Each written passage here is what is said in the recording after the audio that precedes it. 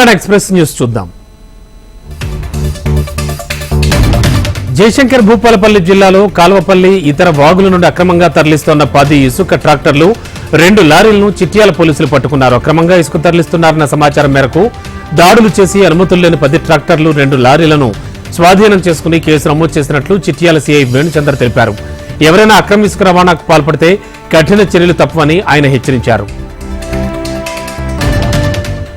రాబోయే పార్లమెంట్ ఎన్నికలలో గెలిపే లక్ష్యంగా చేపట్టిన బీజేపీ విజయ సంకల్ప యాత్ర రేపు కంటోన్మెంట్ కు రానున్నట్లు బీజేపీ రాష్ట్ర కమిటీ కార్యవర్గ సభ్యులు రామకృష్ణ తెలిపారు.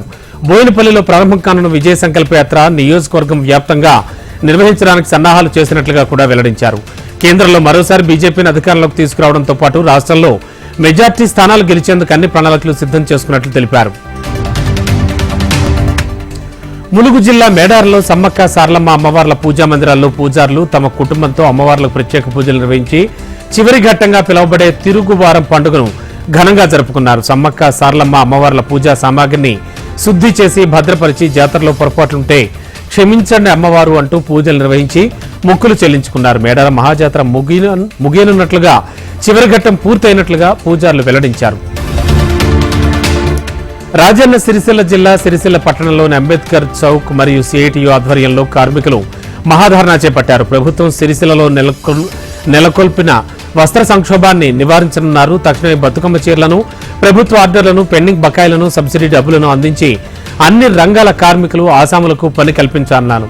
ఇక నేతన్నల ఆకలి కేకలు ప్రభుత్వానికి వినిపించాలని సిఐటియు ఆధ్వర్యంలో కార్మికులు, ఆసాములు పెద్ద ఎత్తున మహాధర్నాకు తరలివచ్చారు.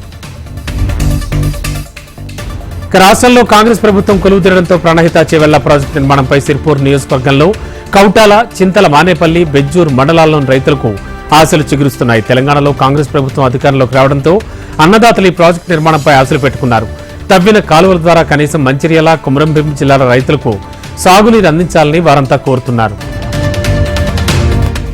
సుల్తానాబాద్ మున్సిపల్ చైర్మన్ పదవిని కాంగ్రెస్ పార్టీ కైవసం చేసుకుంది. పెద్దపల్లి జిల్లా సుల్తానాబాద్ మున్సిపల్ చైర్పర్సన్ గా గాజుల లక్ష్మి ఏకగ్రీవంగా ఎన్నికయ్యారు. ఈ నెల 3న చైర్పర్సన్ ముత్యం సునీతపై అవిశ్వాసం నెగ్గగా మున్సిపల్ కార్యాలయంలో ఆర్డీఓ మధుమోహన్ ఆధ్వర్యంలో చైర్పర్సన్ ఎన్నిక నిర్వహించారు. గాజుల లక్ష్మిని కౌన్సిలర్లు మున్సిపల్ చైర్పర్సన్ గా ఏకగ్రీవంగా ఎన్నుకున్నారు. మేడ్చల్ జిల్లా మల్కాజ్గిరి పార్లమెంట్ నియోజకవర్గం బీజేపీ సీటు అధిష్టానం ఈటెల రాజేందర్ ఖరారు చేసినట్లుగా తెలుస్తోంది. దీంతో మేడ్చల్ జిల్లాలోని ఈటెల రాజేందర్ ఇంటి వద్దకు బీజేపీ శ్రేణులు పెద్ద ఎత్తున తరలివస్తున్నారు.